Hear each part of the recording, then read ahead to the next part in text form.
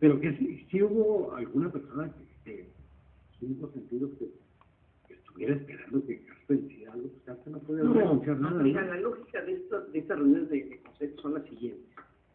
Cuando vienen, normalmente viene el vicegobernador. En Chihuahua hay 2 reuniones regionales, 2 consejos, el de Juárez y el de Chihuahua. Son cada 3 meses. Y luego vienen y presentan, es un grupo pequeño realmente, son empresarios, son banqueros, y yo estoy como académico, y yo soy invitado especial del consejo. Entonces, lo que hacen es presenta el vicegobernador lo que es las perspectivas a nivel internacional, lo que pasa a nivel nacional, y luego hace un análisis de las regiones que antes no hacía el Banco de México, lo empezó a hacer el año pasado o antepasado, si mal no recuerdo. Y hay 2 tipos de evaluación, la evaluación cuantitativa y la evaluación de percepción que tienen empresarios, académicos, investigadores a lo largo y ancho del país. Entonces, todo esto se grafica y se presenta. Y luego, después de que termina la reunión, se hacen preguntas sobre cómo es el tipo de cambio, para dónde viene la situación internacional, todo esto. Y finalmente pregunta, cómo están sintiendo la economía en la ciudad, ¿no? Entonces ya hablamos de seguridad, se habla de los problemas de bajos salarios, se habla de que se detuvo de pronto se tiene la maquinadora, de pronto tiene un incremento, en fin, ese es el intercambio. Y dura más o menos la reunión entre hora y media, 2 horas, ¿no? En estos tópicos. Pero no hay nada que tenga que ver, digamos, con política económica del Estado, que tenga que ver con política económica nacional, con Hacienda. No, es directamente la acción del Banco de México y que anda, de alguna manera monitoreando también lo que se refiere a inflación, que es básicamente el papel que no le controla la inflación, ¿sí? Y teniendo información económica que el propio banco genera, porque muchas de las...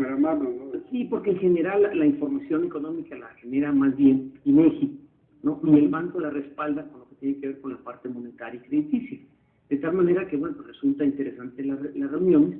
A veces, el año pasado se hubo una reunión con la Reserva Federal de Dallas, aquí en El Paso, y entonces se juntan los dos consejos, y resulta interesante, pero es un trabajo realmente que tiene que ver con el banco, y que finalmente sale todo esto publicado, se edita, y ya se difunde a través de los medios.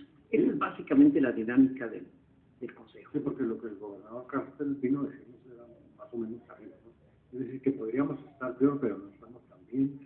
Y que el carrito se está controlado y que ojalá podamos crecer, ¿no? Sí, pero que a nivel mundial el crecimiento es muy pequeño. Sí. Las principales potencias están en recesión, aunque no le quiera nada, pero lo están en recesión. Mencionó que el 50% del Producto Interno Bruto a nivel mundial está en manos de economías en recesión. Así es, imagínate nada más.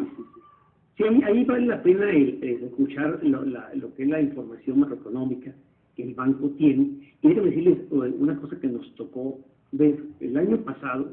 ¿Se acordaron ustedes del primer trimestre, o el segundo trimestre, si mal no recuerdo, el segundo? Empezó a haber una especie de apreciación fuerte también del peso. Después empezó a entrar en una escalada de devaluación. Y el Banco de México intervino 1 o 2 veces con $2 millones, creo que al día, y lo paró al tercer día.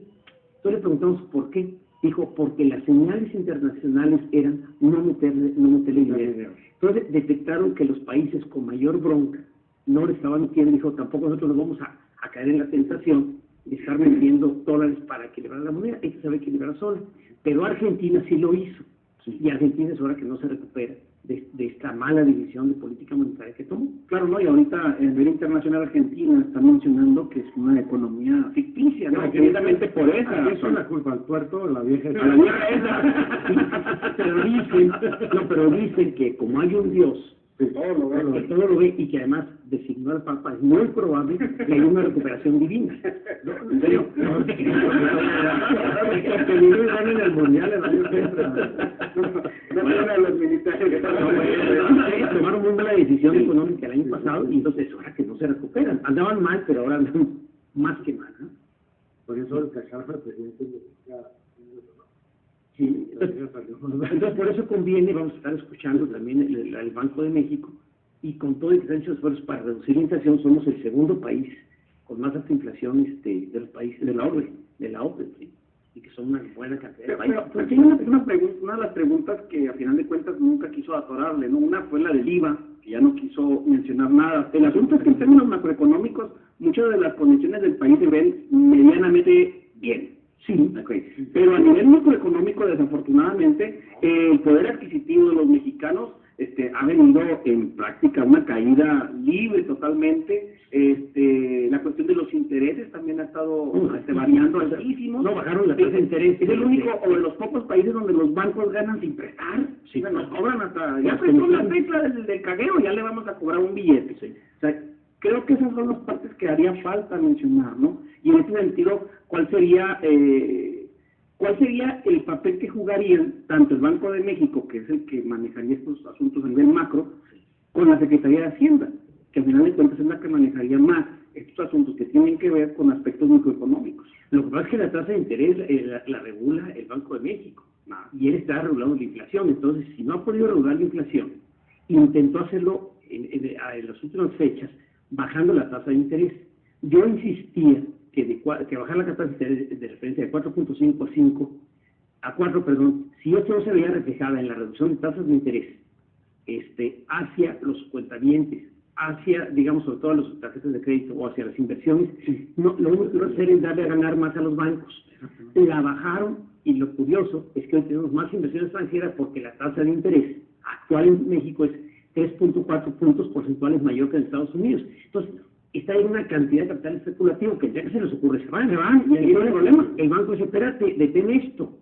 Entonces, no lo han podido tener realmente porque las acciones de la Secretaría de Hacienda tampoco coinciden y están dejando que pase las acciones a través de la bolsa, que pasen los de recursos a través de los bancos, y no hay forma de un control efectivamente de los bancos. O sea, se ha demostrado que no hay la capacidad para hacerlo. Bueno, pero entonces en este caso la economía mexicana se encuentra prácticamente en manos de un capital especulativo. Y el problema estriba en que no hay una estrategia política de largo plazo en términos de desarrollo industrial, propiamente de factores productivos que realmente generen riqueza y que no estén esa cuestión de esa nube, ¿no?, de dinero que cuando quiere se va. No, en los 80 hablabas de 20 mil millones de dólares de reserva. Hoy hablan de 165 mil millones de dólares. Es una locura. Y lo más impresionante de esto es que el año pasado salió el doble de capital de mexicanos de lo que ingresó. Entonces, ¿qué está pasando aquí? O sea, hay una serie de distorsiones, hay una serie de distorsiones ahí en la economía que el banco tiene que explicar, y muchas veces lo explican a través no de nuestros datos, sino en relación a, y parecería que todo lo que hacemos lo hacemos en función de lo que la OCDE nos dice. Oye, bájale. O la OCDE por está diciendo, quita todos los residuos de excepción.